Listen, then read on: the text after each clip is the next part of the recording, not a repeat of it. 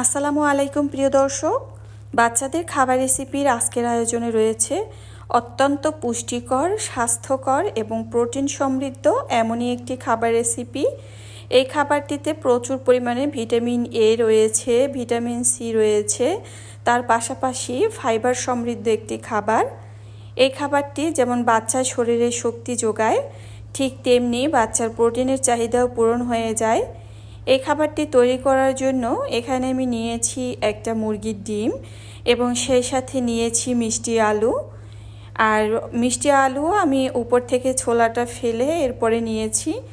আপনারা চাইলে কিন্তু মিষ্টি আলু আলাদা করে সিদ্ধ করেও কিন্তু বাচ্চার খাবারে দিতে পারেন।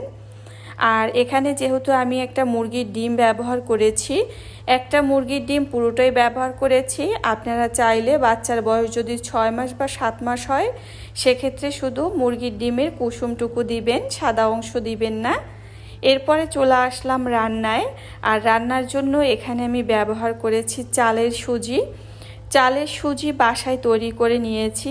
আপনারা চাইলে প্যাকেট সুজি দিয়েও বাচ্চার খাবারটা রান্না করে নিতে পারেন, তবে প্যাকেট সুজিতে তেমন বেশি একটা পুষ্টিগুণ থাকে না। আপনি যদি বাসায় চাল দিয়ে বাচ্চার জন্য সুজি তৈরি করে নিতে পারেন, সেটা বাচ্চার জন্য অনেক পারফেক্ট একটা খাবার। রান্নাটা শুরুতেই আমি সামান্য পরিমাণ লবণও ব্যবহার করেছি, তবে বাচ্চার বয়স যদি 1 বছরের কম হয় সেক্ষেত্রে বাচ্চার খাবারে লবণ দিবেন না। এরপরে হালকা আঁচে রান্না করেছি এবং সুজিটা হতে বেশি একটা সময় লাগেনি। তো এখানে কিন্তু আমি যে গ্রেট করে নিয়েছি মিষ্টি আলু, তো সেই মিষ্টি আলুটাও কিন্তু ব্যবহার করেছি। আর খুব হালকা আঁচে রান্না করে নিচ্ছি এবং যেহেতু এটা চালের সুজি দিয়ে রান্নাটা করছি সেক্ষেত্রে কিছু সময় পর পর এসে নেড়েচেড়ে দিতে হবে। এখানে আমি রান্নাতে গরুর দুধ ব্যবহার করেছি। আপনার বাচ্চা যদি ফর্মুলা দুধ খায় সেক্ষেত্রে রান্নার শেষে ফর্মুলা দুধটা মিশিয়ে দিবেন। আর যদি গরুর দুধ খায় সেক্ষেত্রে এভাবে আপনারা গরুর দুধ দিয়েও খাবারটা রান্না করে নিতে পারেন। অনেকেই বলেন যে 2 বছরের আগে নাকি বাচ্চাকে গরুর দুধ খাওয়ানো যায় না। আসলে ধারণাটা একেবারেই ভুল। আপনারা যদি বাচ্চাকে সামান্য পরিমাণ দুধ খাওয়াতেই পারেন, সেটা 8 মাসের পর থেকে, এবং যে কোনো খাবারের সাথে মিশিয়ে কিন্তু গরুর দুধ সামান্য পরিমাণ দিলে বাচ্চাকে খাওয়ানো যায়, এতে বাচ্চার কোনো সমস্যা হয় না। আর এরপরে এখানে আমি ফেটিয়ে রাখা মুরগির ডিমটা ব্যবহার করেছি। যেহেতু সুজি এবং মিষ্টি আলুর পরিমাণটা একটু বেশি ছিল, যার কারণে একটা ডিম কম হয়ে গিয়েছিল। এই কারণে আমি বাচ্চার খাবারে 2টি ডিম ব্যবহার করেছি, কারণ আমার বাচ্চা এতগুলো খাবার একসাথে তো আর খেতে পারবে না। তো 2-3বার যেন খেতে পারে সেভাবে করে রান্নাটা করা হয়েছে, যার কারণে এখানে আমি 2টো ডিম ব্যবহার করেছি। আপনারা আপনাদের পছন্দ অনুযায়ী রান্নাটা করে নেবেন।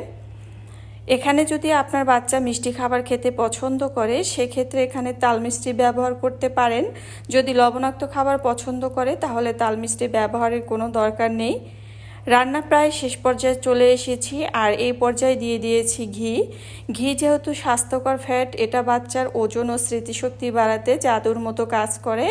তাই চেষ্টা করবেন বাচ্চার খাদ্যে সামান্য পরিমাণ হলেও ঘি দেবার, এবং পুষ্টিবিদদের কথা অনুযায়ী ঘি যদি বাচ্চাকে খাওয়ানো হয় সেই ঘি যখন খাবারে মিশাবেন অত্যন্ত কম হলেও 2 থেকে 1 মিনিট সময় ধরে জাল করে নেবেন। প্রিয় দর্শক, আমার এই ভিডিও নিত্য নতুন বন্ধুরা সবসময় দেখে থাকেন, যার কারণে ভিডিওর মাধ্যমে ছোট বাচ্চাদের জন্য আমাকে এই কথাগুলো বলতেই হয়। যারা সবসময় জানেন তারা তো জানেনই, আর যারা না জানেন আশা করি এই ভিডিওর মাধ্যমে তারা জেনে নেবেন। এই তো রান্না কিন্তু হয়ে গিয়েছে। রান্না শেষে আমি কিছু সময় ঢাকনা দিয়ে ঢেকে রেখেছি।